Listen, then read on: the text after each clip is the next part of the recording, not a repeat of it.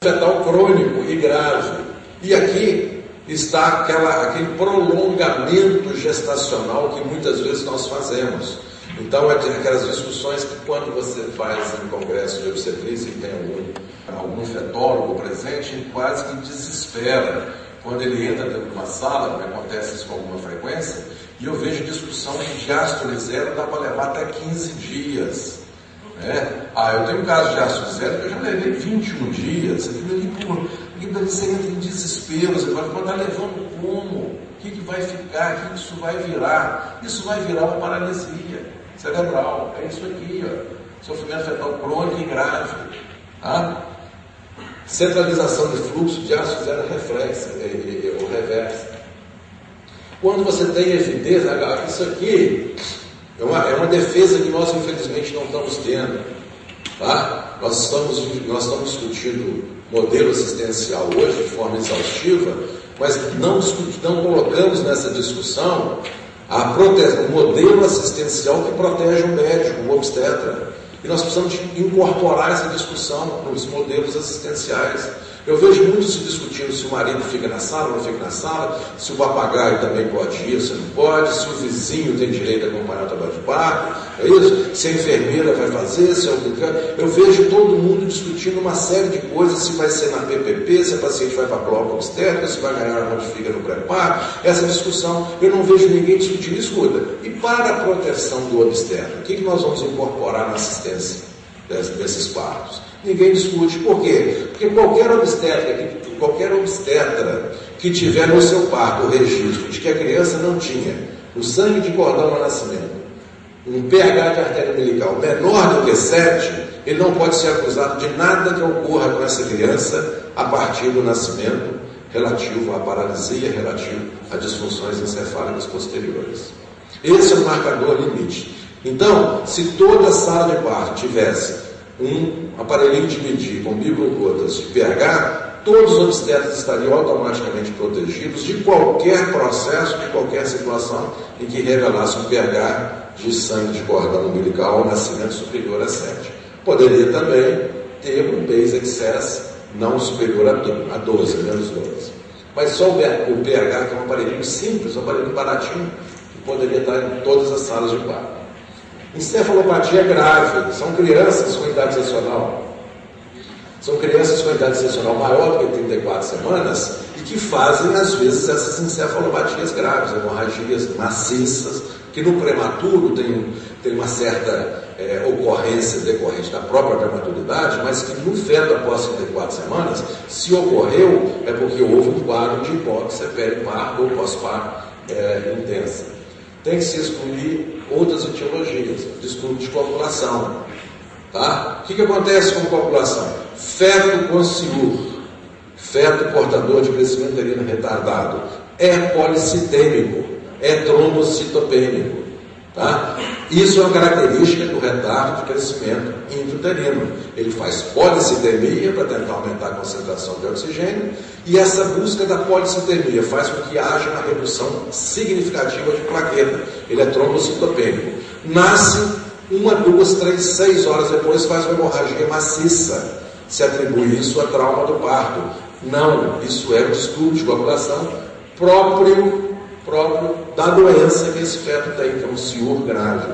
Infecções congênitas, doenças genéticas, como eu falei anteriormente. Tem que sempre ver os eventos perinatais que podem explicar o quadro. E aqui estão todos listados, como eu falei com os senhores. Imagem encefálica precoce do neonato, mostrando um quadro encefálico agudo de sofrimento, obviamente fecha a causa provável disso. Encefalopatia neonatal e os quadros de lesão hipóxia isquêmica, que podem promover essa lesão da substância cinza, que é, em última análise, a causa responsável por esse processo. Aqui, outras causas importantes no neonato, já pós-nascimento, que muitas vezes desencadeiam um quadro grave de paralisia e que muitas vezes se imputa à assistência do obstetra. A criança faz uma acidose metabólica por um distúrbio metabólico no berçário, depois que ele já nasceu, é isso? Um dia depois ele faz uma acidose metabólica grave, às vezes corrigida artificialmente, às vezes não corrigida, e ele faz posteriormente uma lesão grave de paralisia cerebral e se atribui muitas vezes ao parto.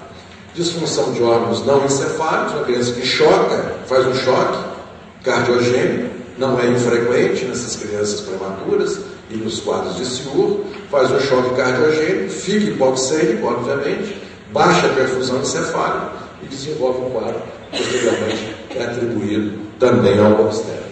E os distúrbios eletrolíticos, com convulsão, a apneia do prematuro, que faz lá no berçário, na UTI, e que demora a ser corrigido pela enfermeira que está sentada ali do lado só para essa finalidade, e que muitas vezes esquece, e os quadros de Kernicterus, da hiperbilirubinemia, que também promovem esse mesmo quadro. Isso aqui é só para lembrar, né, uma criança, cuidado que ela precisa de ter para poder afastar dessas causas neonatais.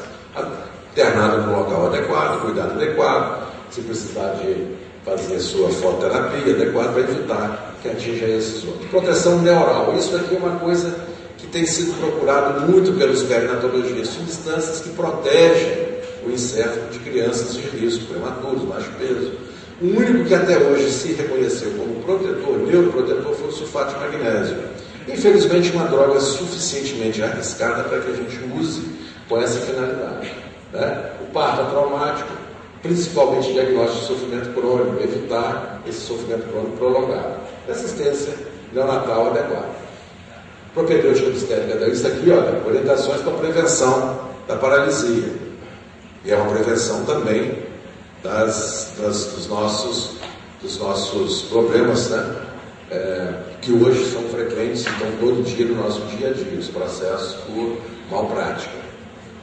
Sempre utilizar a propedêutica adequada, antiparto, se possível monitorização contínua no intraparto, tá? Era uma proteção do obstetra, e sempre que houver nascimento de crianças em situações de risco, fazer sempre a documentação muito bem feita da evolução dessas crianças. Considerar que todas essas crianças podem ser potencialmente um fator, uma causa de processo na nossa prática obstétrica. REP, é a principal causa do processo por erro médico. Isso é uma tese de mestrado que nós estamos concluindo agora lá no nosso centro de pós-graduação, feito juntamente com o Conselho Regional de Medicina, como advogado. As condenações indenizatórias hoje, elas estão se avolumando, não só contra o médico, mas também contra as instituições hospitalares, onde ocorreu o parto, e também com a chamada condenação solidária que os juízes estão dando, em que eles condenam também os planos de seguro que esses médicos são cadastrados, como utilizando o conceito de que se um plano de saúde oferece aquele nome do profissional para aquela paciente, ele também é responsável pela prática profissional daquele indivíduo. Isso aqui, olha, necessidade de estudo de todos os casos, isso tem que ser estudado. Gerou-se a dúvida, estuda o caso profundamente, e não infrequentemente nós descobrimos uma causa fora da sala de parto. O que nós estamos fazendo agora e no futuro? Agora, a fisioterapia precoce, essas medidas que os senhores já conhecem. E estamos agora tentando a infusão de célula-tronco no pé-estudo. Quer dizer, isso já tem alguns casos relatados. A gente utiliza a célula-tronco do próprio cordão umbilical daquela criança, faz-se a filtração rápida, a identificação da célula-tronco e reinfunde essa célula-tronco na carótida dessas crianças, de forma que consegue imediatamente recolonizar ou desenvolver áreas que estavam em processo de necrose. Assim, esse é um item que eu queria. Lembram aquela fotografia que eu pedi para os senhores verem? Aquela fotografia era uma criança com paralisia dentro com a sua família, seus pais e os seus irmãos. Aqui, esse indivíduo passou no vestibular da USP, de administração de empresa. Ele fez e passou em 6º ou 7º lugar. Está aí com os amigos comemorando. Esse é um indivíduo que consegue claramente desenvolver algumas funções, e eu acho que essa é uma criança que certamente está tendo o apoio necessário para superar o seu problema, desde criança. É um apoio adequado, institucional. E essa imagem da Anne Guedes é uma imagem bonita que mostra como nós temos que proteger nossas crianças, principalmente no seu segmento encefálico, porque aí determina todo o futuro desse indivíduo. Obrigado.